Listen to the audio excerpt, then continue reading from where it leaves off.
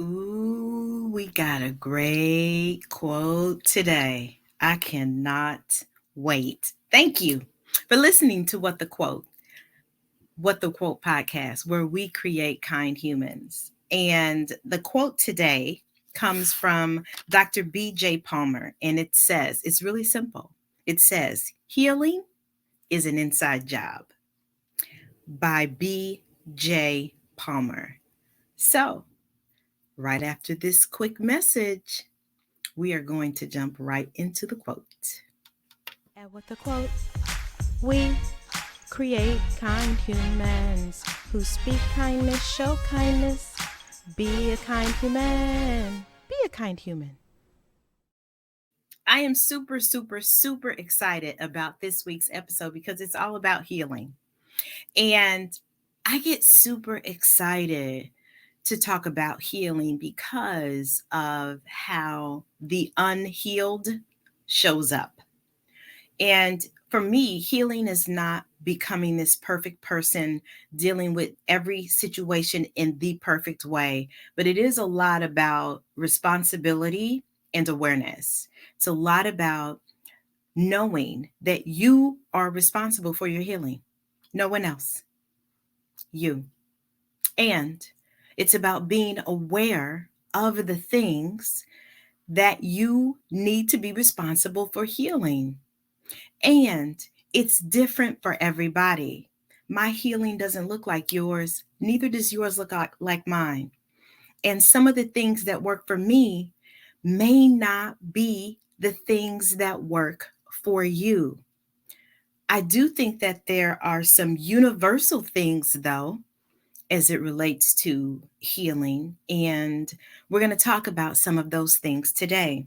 I love this quote, healing is an inside job, because really it's all about your insides, how you're feeling, how you're thinking, your behaviors. Like the way you think affects the way you behave. How you feel affects the way that you behave. So it's really important to make sure that our insides are a true reflection as they are experienced outside. It's really critical. Just like, I know you've heard, I don't know who said this, but the quote that hurt people, that would be accurate. And even as I am on social media, I love TikTok. And um, in some of the comments that come, uh, because sometimes I do lives on TikTok, some of the comments that people say in the comments about my life, like, it shouldn't shock me, but it is very surprising. And one of the things that I am very conscious not to do is to give what I am being given, because I realize that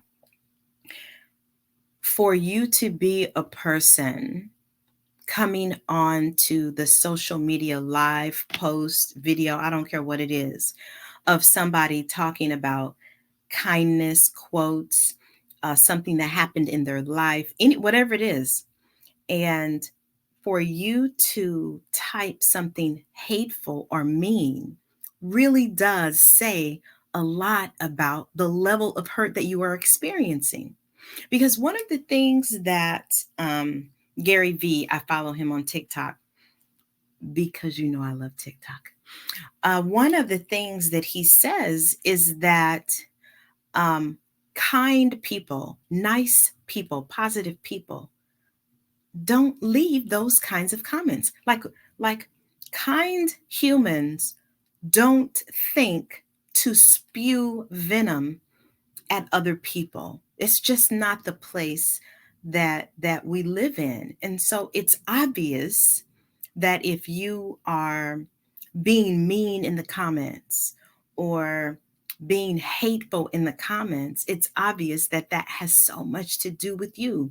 And I'm not saying this from a place of judgment. I'm saying this from a place of inspiration, motivation to inspire you to do the healing, because healing truly is an inside job. Nobody else can do it for you. Nobody else can do it for you. And so it's really important that you make a commitment to you to do the work.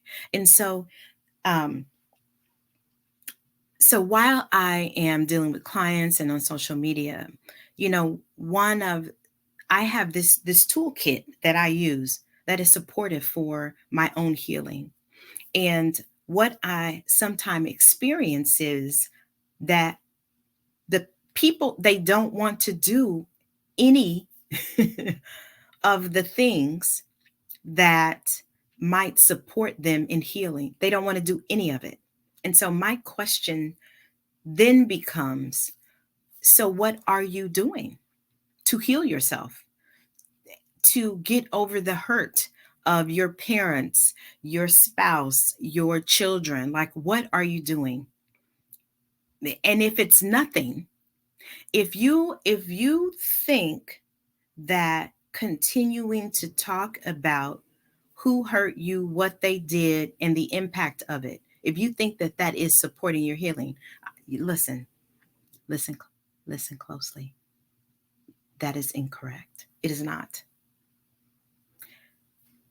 When you continue to replay over and over and over again, even if you don't speak about it, if you continue to think and replay that negative, hurtful experience over and over and over again, every day, every day, every day, every day, in your mind, it's not helping. In fact, not only is it not helping, but it is cementing that in your body.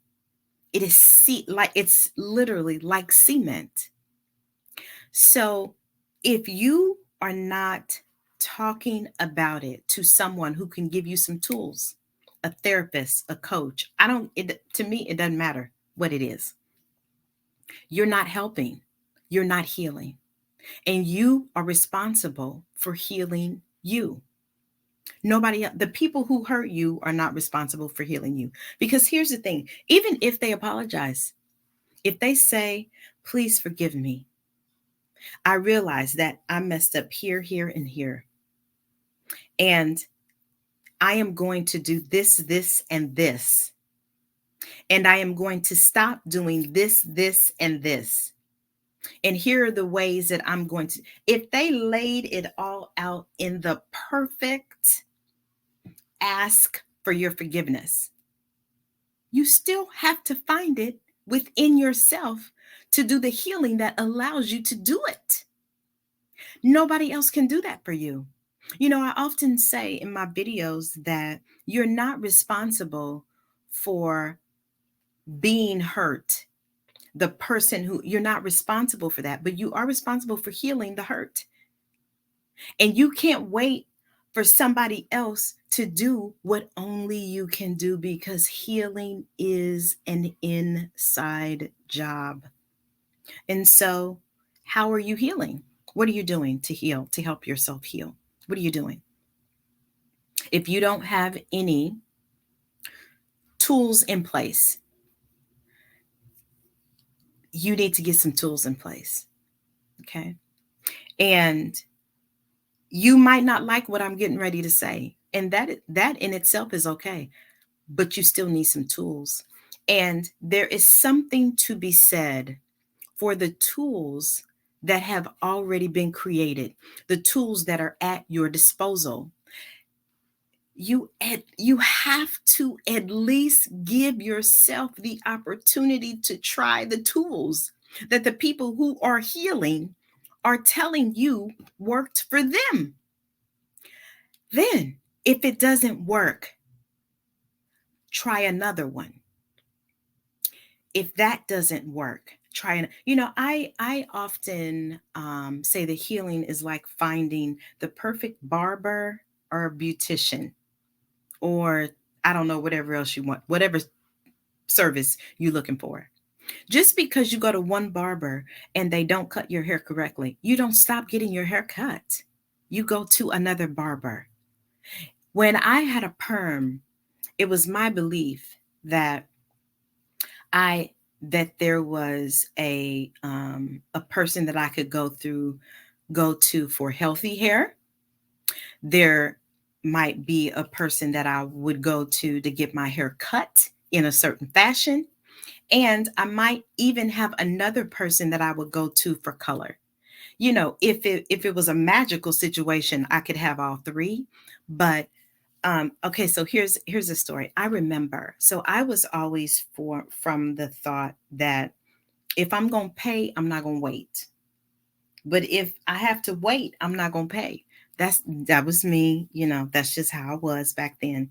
And so when I had a perm many, many, many, many years ago, this is when some hairstylists would wash your hair, condition it, and put you under the dryer. And then, from that point, you might wait an hour, two, three, 12. I don't know. And so that was just not acceptable to me. I really felt like I should be able to come to you to wash, condition, clip my ends, set my hair, and be ready. I'm thinking 3 hours. That should be plenty. And there were a couple of times where I paid for the service and then just got up and left because my time is important to me. But I still went and tried another hairstylist. Okay? I still tried. Healing and tools of healing are the same. They are the same. What works for you, when you try it and it doesn't work for you, that's fine, but you got to try something else. If you go to work someplace and that place of employment does not work for you and you quit, you don't just not work. You try another place. Healing is the same thing. If you go to talk therapy and a therapist does not work for you, that does not mean that talk therapy does not work. That means you need to find another therapist. That's what that means.